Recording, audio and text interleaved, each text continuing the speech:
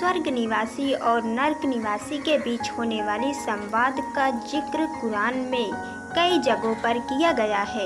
जब हम इन छंदों को पढ़ते हैं और उन पर विचार करते हैं तो ये हम पर निर्भर है कि हम उन लोगों की निराशा से चिंतन करें और कुछ सीखने का प्रयास करें जो नर्क की भव्यता का सामना करते हैं।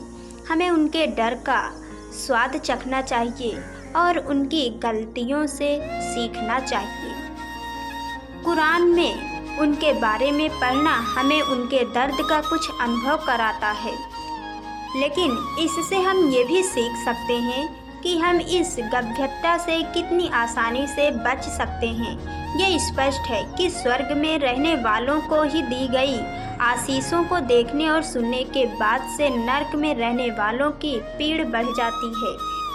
कुरान में ईश्वर के वचन हमें बताते हैं कि स्वर्ग के निवासी एक दूसरे से अपने पिछले जन्मों के बारे में पूछेंगे। स्वर्ग के लोगों के बीच बातचीत का वर्णन करने वाले अधिकांश छंद इस बात की पुष्टि करते हैं कि वे अपने धर्म व्यवहार को जारी रखें और ईश्वर की उस आशीष के लिए धन्यवाद देंगे जो ईश्वर ने उन्हें दी है।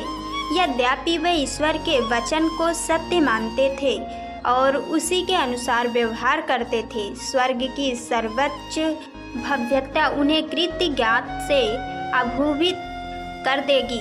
जब नर्क की आग में अनंत काल बिताने के लिए नियत लोगों को आग में डाल दिया जाएगा तो वे चौंक जाएंगे कि जिन लोगों ने या मूर्तियों पर उन्होंने भरोसा किया था और उनका पालन किया था वे उनकी मदद करने में सक्षम नहीं हैं। कुरान में जिन नेताओं को घमंडी कहा गया है वे अपने कमज़ोर अनुयायियों के सामने स्वीकार करेंगे कि वे खुद भटक गए थे।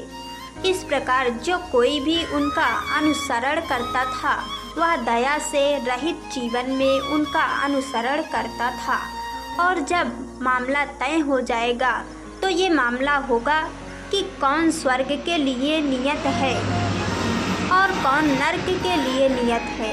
तब नर्क का सबसे पुरयात बदनाम वासी शैतान स्वयं एक महान सत्य प्रकट करेगा। ये एक सच्चाई और प्रदिशा है जिसे ईश्वर ने कुरान में हमारे सामने प्रकट किया, लेकिन जिसे बहुत से लोगों ने गंभीरता से नहीं लिया कि वह शैतान झूठा था। शैतान के वादे कभी पूरे नहीं होने वाले थे, उनके वादे खोखले थे और वह खुद ईश्वर में विश्वास करता था।